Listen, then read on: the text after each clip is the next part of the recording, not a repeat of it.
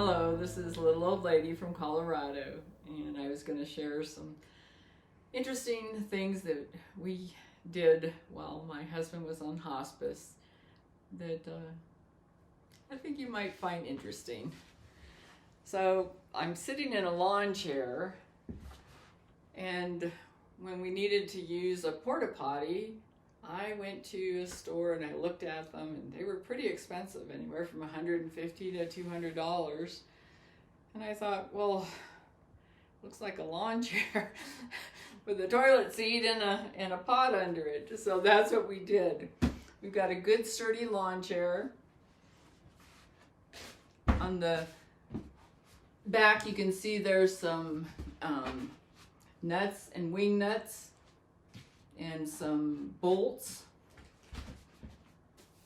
We cut a hole in the chair that sort of matches the inside of a toilet seat, and then we picked a nice soft toilet seat. To make it stable, we cut some wood and put a bolt through. We drilled some holes and put a carriage bolt through the bottom. We cut a hole and inset it a bit and put a nut, and this will stabilize it so it doesn't fall over, because that would be a very bad thing for somebody who's slightly disabled to fall over in the chair. Then for the hatch, we use just a regular pail, put a really thick plastic bag. Then you line it with a smaller plastic bag, and I actually double lined it. And then you just slide that in the front. And that way, when the person needs to use it, you can put it right next to their bed, especially if they're slightly immobile, and all they have to do is kind of stand up, pivot, and then sit, do their thing. And then the person who's the caretaker, you just pull that out, pull this, take it to the bathroom and dump it, and then throw this away. Also wear gloves when you're doing that. And that's why I would use a double bag, just in case there was any spillage. But this can also be used out camping. I was going to share a couple other things that we did that made our life a little easier. We got a wheelchair, and for the wheelchair we have a cushion, but the cushion is really hard, and when somebody is a bit disabled, sometimes it puts pressure and cuts off circulation. So what we did was we got one of these memory foam pillows, and we put a pillowcase on it, and I'll just put it over it, and put that on top. So then when they sat down, it was a little more forgiving for the muscles and pushing on bones, or if there was any soreness in their legs. My husband happened to have some soreness in his legs. Excuse me. Another thing we found that worked really well was getting one of these. They're only about $5 or $6. Well, now with inflation, they may be $20. But it has a trigger so that if somebody is slightly immobile, they can pick up stuff. So that works good. And that way they don't have to have you come and pick something up every time they drop something. My husband also had, when he was on one of the chemos that had prednisone, there was a lot of swelling. So we couldn't find any even stretch socks or shoes that really fit. His poor little feet were just ballooned out, and his legs were. So I got some fleece, and it has the size of the foot. You sew a piece on the back that comes up, and then this piece that goes over the front of the foot, I made it bigger so that it wouldn't push on the swelling. And that way when we went out in public and he couldn't get shoes on, he had a nice black sock on. It sort of looked like a bit of a shoe. And so that helped, especially when it was cold outside, and it worked quite well. Another thing that we found is at, well, I found this one at CVS Pharmacy, but it's a pad that you can put on the bed. And this part goes down, and this part goes down, and this part goes up, and it's absorbent, and you just put it under the person so that if they're having trouble with bladder control, that this keeps you from having to change your sheets so often or have stains on the bed itself, and this can be washed. And so that was another thing that worked really well. Another thing, when you're laying in bed a lot, pressure of the weight of your body onto your bones and on your skin can become quite hard.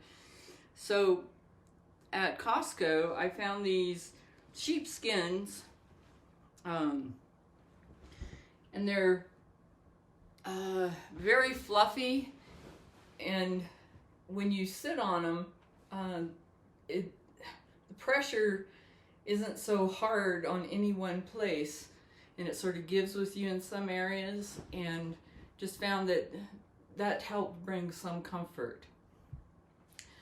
So another thing that I was unaware of, I'd never even heard of palliative care or hospice before we were in our final year, and pain was getting really bad. We were going to pain doctors.